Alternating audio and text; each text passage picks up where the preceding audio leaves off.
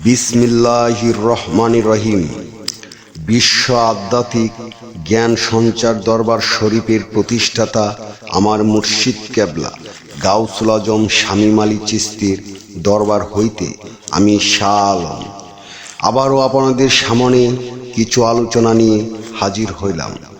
আশা করি সকলে ভালো আছেন এবং সকলেই মনোযোগ সহকারে এবং ধৈর্য সহকারে শুরু থেকে শেষ পর্যন্ত আমার এই আলোচনাটি শুনবেন। আমি যে আলোচনাটি নিয়ে আপনাদের সামনে হাজির হইলাম, এই আলোচনাটি হলেন সাধনা ও সিদ্ধি। সাধনা ও সিদ্ধির তৃতীয় পর্বের আলোচনা নিয়ে আপনাদের সামনে হাজির হইলাম। এই আলোচনাটি আপনাদের জন্য অনেক গুরুত্বপূর্ণ। যারা সাধন জগতে আছেন বা সাধন জগতে পদার্পণ করবেন, তাদের জন্য এই আলোচনাটি অনেক গুরুত্বপূর্ণ। তাই সকলেই মনোযোগ সহকারে এবং ধৈর্য সহকারে সম্পূর্ণ আলোচনাটি শুনুন। মাওলানা জালালউদ্দিন রুমি রহমতুল্লাহ আলাইহি বলেছেন, ভ্রান্ত পীরেরা বিষাক্ত সাপের চাইতেও ভয়ঙ্কর বা বিপজ্জনক। দয়াময় আল্লাহ পাক যেন এইসব পীরগণকে হেদায়েত নসিব করেন, আর এদের সহজ সরল মুরিদগণকেও যেন আল্লাহ পাক ক্ষমা করিয়া একজন প্রকৃত আল্লাহওয়ালা পীরের নিকট আশ্রয় দান করেন।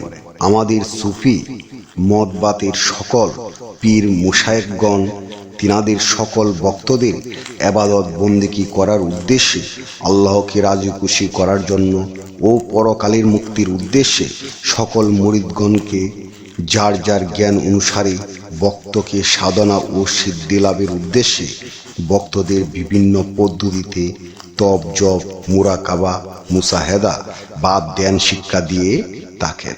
আমরা সবাই মুরিদগণকে বলে থাকি, হে মুরিদগণ বা ভক্তগণ, তোমরা জিগরেতে মন লাগাও, ধ্যানে মন লাগাও।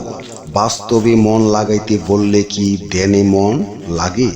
ইচ্ছা করলে কি সবাই ধ্যানে মন লাগাইতে পারে? নিশ্চয় সবাই মন লাগাইতে চাইলেও মন এত সহজে লাগে না। যাদের মন চঞ্চল তারা সাধনায় সফল হতে পারে না। তাই অবদ্ধ মনকে নিজের বশে আনতে হয়। কোন সাধনার দ্বারা মনকে স্থির করে সাধন পথে ভক্তকে সফলকামী হিসাবে গড়ে তোলা যায়। ইহাই গুরুর দায়িত্ব। ভক্তকে সাধনায় বসাইবার আগে কিভাবে মন বসে আনা যায় সেই সাধনায় শিক্ষা দিয়া তারপর সিদ্ধি লাভের জন্য সাধনায় বসাইতে হয়। ইহাই হলো পীরগিরি বা গুরুগিরির প্রধান বৈশিষ্ট্য। এই বৈশিষ্ট্য হলো একজন কামেল পীরের প্রধান লক্ষণ। তত্ত্ব জানলেও পীর হওয়া যায় না। তত্ত্বজ্ঞান হলো ভক্তের ঈমান মজবুত করার জন্য, আর সাধনা হলো সিদ্ধি লাভের জন্য। আশা করি জ্ঞানীজন আমার এই অল্প কয়েকটি কথার দ্বারা বুঝতে পেরেছেন।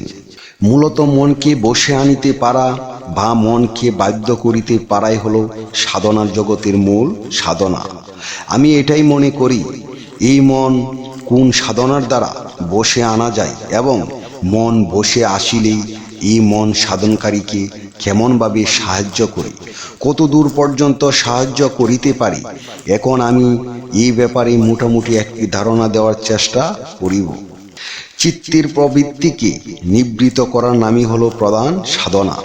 মন বসে আসিলেই সর্বসাধনায় সিদ্ধি লাভ হয়।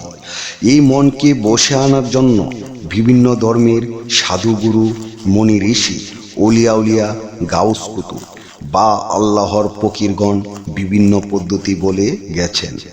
আমার অভিজ্ঞতার আলোকে আমার মতে যাহা সর্বশ্রেষ্ঠ মনে হইয়াছে আমি ইহাই বলতে বা বুঝাতে চেষ্টা করিতেছি। ইহা হলো দমের সাধনা। এই দমের সাধনাকে যোগী মনি প্রাণায়াম নামে আখ্যায়িত করে গেছেন। আবার এই প্রাণায়ামকে আবার কয়েক ভাগে ভাগ করিয়া কার্য অনুসারে কয়েকটি নাম দেওয়া হয়েছে, যেমন কুম্ভক প্রাণায়াম, আলুলুম ভিলুম প্রাণায়াম, কাপিল ভাতি প্রাণায়াম ইত্যাদি। এগুলো সবই দমের সাধন। আমি মনে করি এই সব দমের সাধনাই হলো সর্বশ্রেষ্ঠ সাধনা। এই সাধনার দ্বারা সাধক বহু জন্মের সাধনার ফল এক জন্মে লাভ করিয়া জন্ম আর মৃত্যুকে জয় করিতে সক্ষম হন। এই মাটির মানুষ আল্লাহর শক্তিকে শক্তিমান হয়ে বাকাবিল্লার অলি বা গাউস কুতুবগণের দরজায় পৌঁছাইতে পারেন। ইহা আমার ধারণা, অন্যদের ধারণা বলতে পারি না। যাই হোক, আমার অভিজ্ঞতার আলোকেই বলতেছি। এই জ্ঞান অর্জন করিয়া পরীক্ষা করিলেই বুঝতে পারবেন যে দমের সাধনার কত শক্তি। এই দমের সাধনাকে আল্লাহর ওলি ফকিরগণ পাঁচের সাধনায় নামে আখ্যায়িত করেছেন। মনকে বসে আনার জন্যই দমের সাধনা বা পাঁচের সাধনাই হলো প্রধান সাধনা বা প্রধান উপায়। তবে দমের সাধনার মধ্যে কুম্ভক হল সর্বশ্রেষ্ঠ, আর কুম্ভক প্রাণায়ামকে আবার দুই ভাগে ভাগ করা হয়েছে, যেমন অন্তর কুম্ভক, বহির কুম্ভক। এই কুম্ভক সাধনা আপন গুরুর কাছ থেকে শিক্ষা লাভ করতে হয়। ইহার নিয়ম বা বিধান রয়েছে। সেই নিয়ম বিধান ছাড়া কেউ যদি এই সাধনা করে তবে সাধনকারীর এই সাধনায় কোনো ফল পাবে না, বরং হিতে বিপরীত হতে পারে। এর জন্যই একজন পূর্ণজ্ঞানী কামেল মুর্শিদের আশ্রয় নিতে হবে। আমি যে আলোচনাটি আপনাদের সামনে করেছি, এই আলোচনাটি আপনাদের কাছে কতটুকু ভালো লেগেছে? যদি ভালো লেগে থাকে তাহলে আমাদের এই চ্যানেলটি সাবস্ক্রাইব করে দিবেন। সামনে ভালো ভালো আলোচনাগুলো পেয়ে যাবেন। এবং আপনারা সামনে কী ধরনের আলোচনা চান আমাদেরকে কমেন্টে জানাবেন। আমরা চেষ্টা করিব আপনাদের পছন্দ মতো আলোচনা নিয়ে আসতে। আমার এই আলোচনাটি করতে যায়া কথা বা স্বাচ্ছন্দ্যে যদি কোনো ভুল হইয়া থাকে, সকলেই আমাকে ক্ষমা ও সুন্দর দৃষ্টিতে দেখবেন। সকলেই আমার জন্য দোয়া করিবেন, আমি যেন আপনাদের সামনে ভালো ভালো আলোচনাগুলো নিয়ে আসতে পারি এবং শোনাইতে পারি। সর্বশেষে সকলের চরণে হাত রেখে আমি একটি কথা বলতে চাই। সেই কথাটি হইল, আল্লাহ গোপনেরও গোপন। সেই গোপনকে পাইতে হলে একজন কামেল মুর্শিদের কাছে যাইয়া বায়াত গ্রহণ করি সেই গোপন ইবাদত ও গোপন সাধনার মাধ্যমে আল্লাহকে লাভ করিতে হবে। সকলেই ভালো থাকবেন, সুস্থ থাকবেন। আল্লাহ হাফেজ।